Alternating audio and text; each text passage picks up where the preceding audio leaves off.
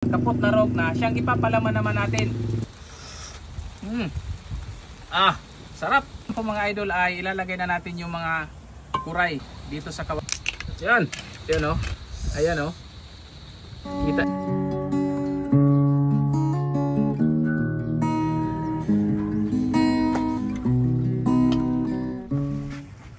Sa episode po na ito mga idol ay yon, magluluto nga tayo sa isa sa pinagmamalaking putahe, kumbaga exotic kung tawagin, sa probinsya ng Masbate.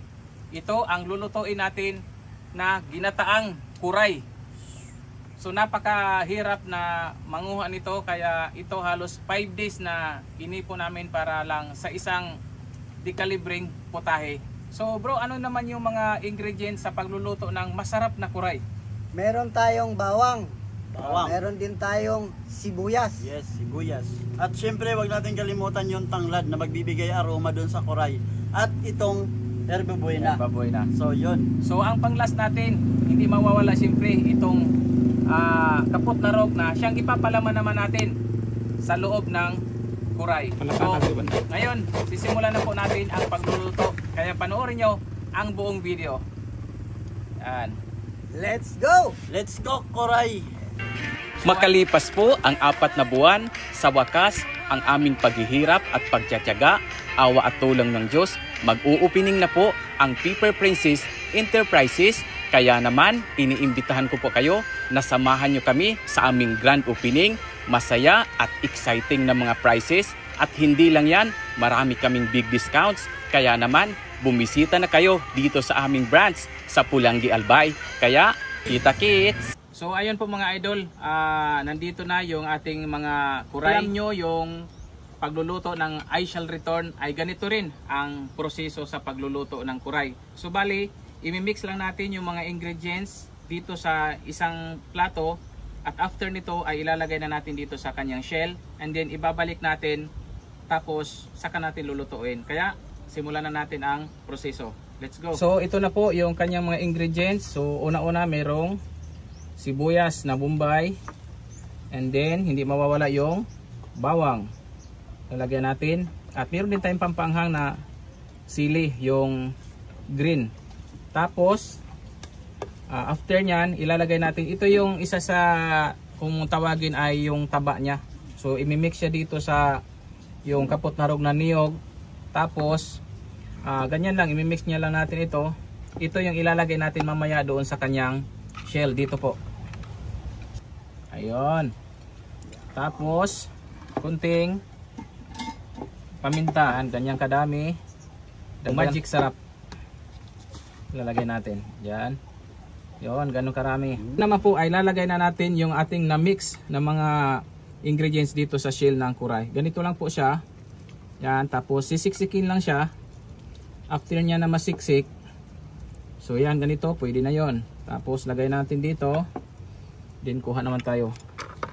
Then dito po ilalagay yan. Yan. Siksik lang siya. Yun.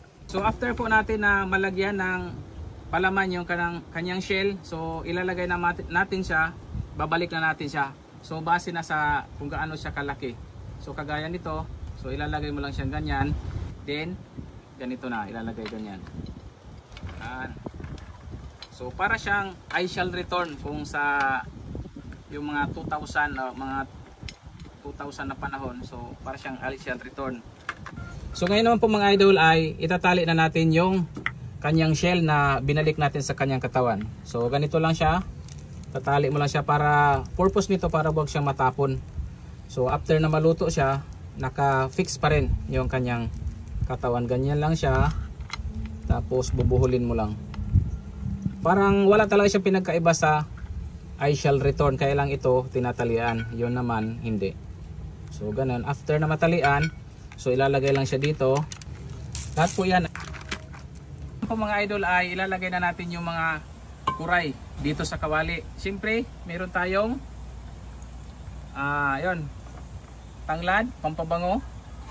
Tapos itong herba buena. yun. So then ilalagay natin mga kuray. Yan, ganyan lang. Yan. Ganyan lang siya. After nito pala mga idol ay ilalagay natin yung parang sauce niya. Tapos ilalagay natin yung unang gata ng niyog. Ganito lang siya.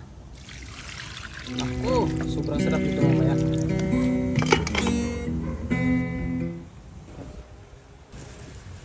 So ngayon naman po mga idol, after na kumulo yung ating ginataan na kuray, yan, ay ilalagay na natin yung anong pinatawag nito bro? Kakanggata kung tawagin.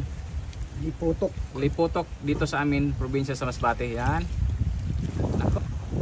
So ayan po mga idol, after na lumipas yung 30 minutes ay malapit na mong maluto itong ating ginataang kuray at sobrang excited na matikman. So ngayon po mga idol ay titikman na natin at check natin kung sakto na yung timpla. Kaya kung nakatry na rin kayo na magluto nitong ginataang kuray ay huwag nyo kalimutan na pindutin ang heart button at pa-share na rin ang video na ito. Of course, pa-follow ng aming page Nyoko TV, Ampil Adventures at siyempre Donsky Rojas. yon, try na natin.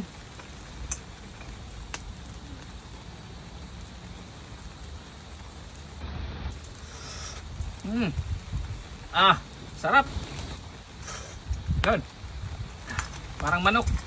Napaka-creamy. Medyo kunti pa. So ngayon, try nyo naman bro. Init yan.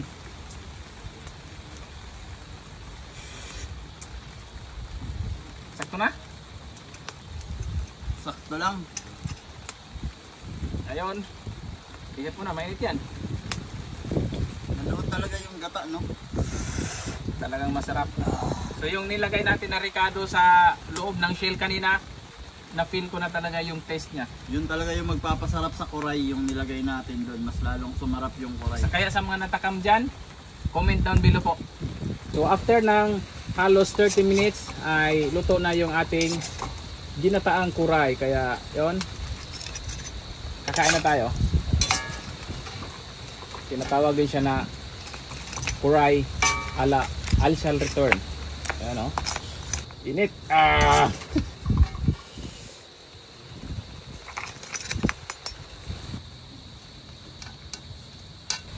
So, bago tayo kumain mga idol, siyempre manalangin muna tayo at magpasalamat.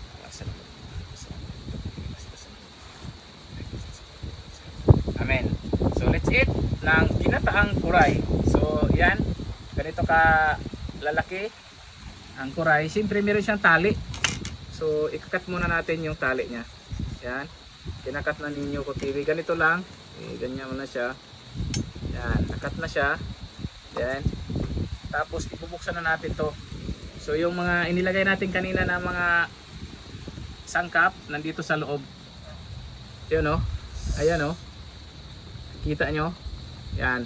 Sobrang sarap niyan. Kaya itry na natin.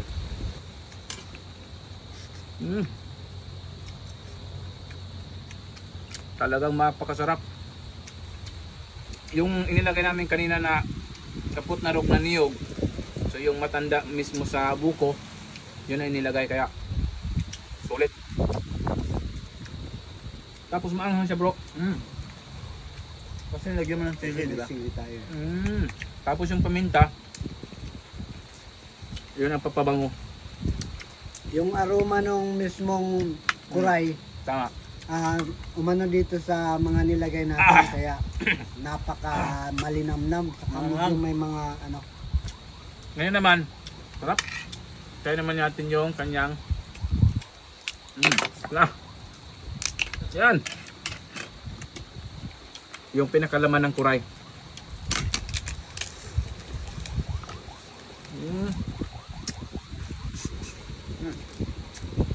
Manamis-namis yung lasa ng ano, ng laman niya. Para siyang alimango talaga, no? Sobrang fresh. Sa amin kasi nito, akala namin nakakatakot. Kabaliktaran pala.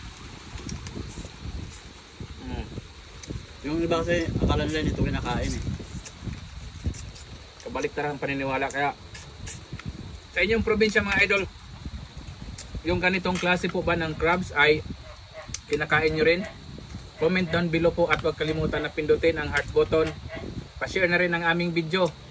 At kung natakam kayo, i-follow nyo ang aming page. Nyuko TV, Ampil Adventures at siyempre, Dongski Rojas.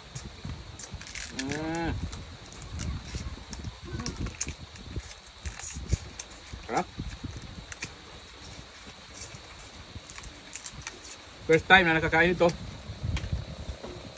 Parang crabs talaga siya.